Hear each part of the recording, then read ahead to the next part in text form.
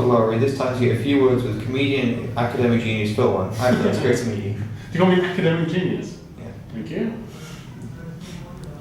You're on your Philly Philly Wang Wang tour and up to the end of March is sold out. Did you think that would happen? Not really. If I thought that, I would have tried to book bigger rooms.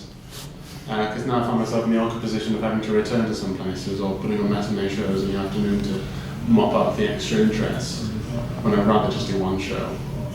Not the one show, I would never want to do that, but but I'd rather just do one show. So I was too humble, and so now I'm trying to practice being a little more arrogant in the future. You became a comedian while studying engineering at Cambridge University. How did this happen? Well, I applied to go to Cambridge for a number of reasons. One was for its great engineering legacy, but also for its great comedy legacy, because I wanted to be a comedian from about the age of maybe 16, 17. Well, at least I had interest in it. And then I knew Cambridge had this history of footlights and of all these comedy greats coming through the university. So I applied, and I sort of entered into comedy and my degree with full force equally.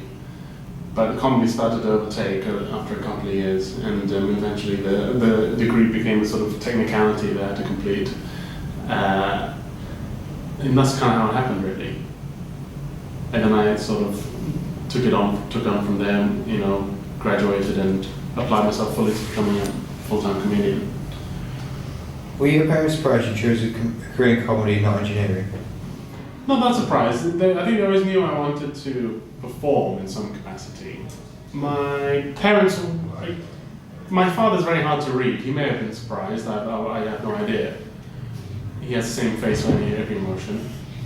My mother is endlessly supportive, which is I'm very lucky with. Whatever I decide to do, my mother would support me. And for a couple of years, he did say, maybe you want to get a business degree or something, Phil? And I'd say, no, thanks. And it wasn't really until I got on Have I Got News For You that Mum accepted this was my real full-time job now. You have won many comedy awards. Which are you most proud of? I have won, I've won 3 comedy awards, but the first 2 are student awards. So I don't know if I can still count me 30, and I recently won an award for my radio comedy show, which I'm very proud of. I guess I am sadly still proudest of my first ever, which was 2010 Shortwell Student Comedian of the Year award, because that was the thing that sort of got my career going and got me started, and so I owe that one a lot. You've been contestant on several panel shows, from Alan Carr's Something Go On movies to 8 out of 10 Casters Countdown. Whilst the satirical, do you find yourself having to be knowledgeable, bearing in mind your intellectual background? That's a very good question, and no one's ever asked me that before. Yeah, it's a tricky one, it's really tricky. It's a very nuanced question because my character is an intelligent person, and so I do kind of have to get things right in order for that character to make sense. But it's not funny to get things right all the time. So I find, I find that it can be a difficult balance to strike. I remember my first 8 out of 10 Cats Does Countdown, Jimmy Carr got genuinely annoyed that I didn't win the second numbers round because it was against my character. You could see him go, oh, God's sake. He's like properly annoyed. And I was a bit annoyed too, because I wanted to win that. Yeah, but you're right, and it's a balance I've yet to strike. I still don't know what the exact right answer is. I've still not settled on a character I'm satisfied with. I guess I'll keep going, so hopefully I'll find one eventually. On the subject of 8 out of 10 Casters Countdown, is Jimmy Carr's laugh as loud as it sounds on TV?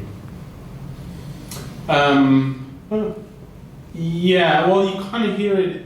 It sounds exactly the same as on TV. It sort of comes at you from this sort of like you're in a building that's haunted. He's like a ghost's laugh, in that it sort of comes from all directions and no direction at the same time. It's horrible. You can show this to him, I don't care.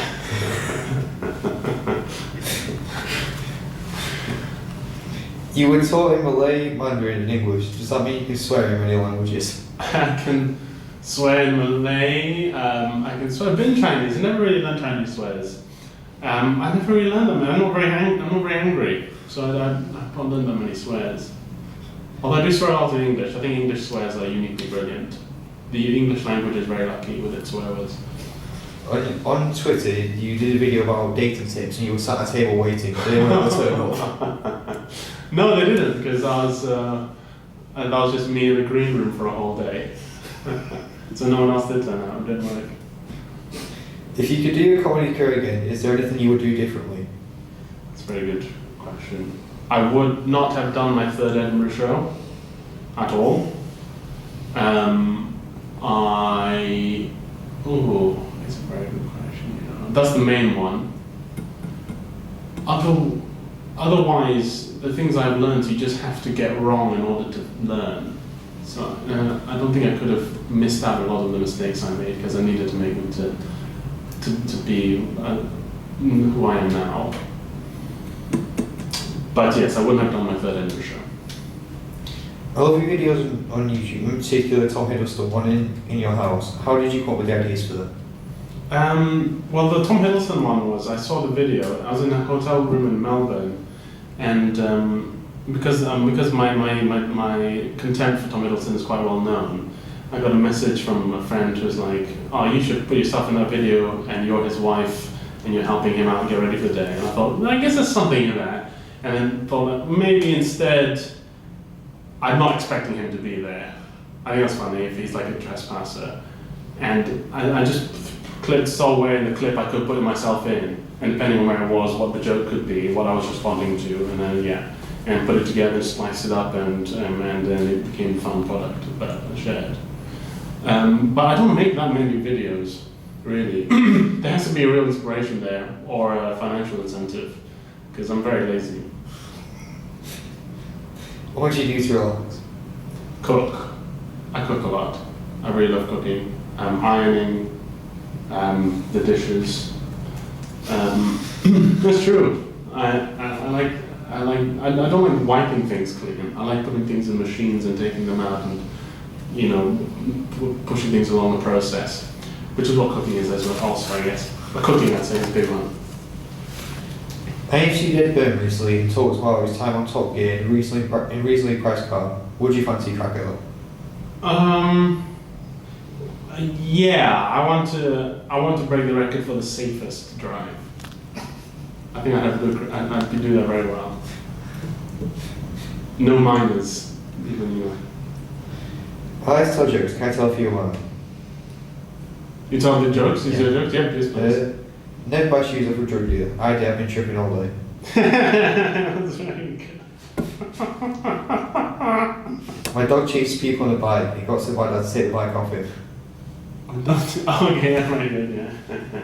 I started wearing a miniskirt. I showed a lot of balls. Yeah. Thank you for your time. Oh, great.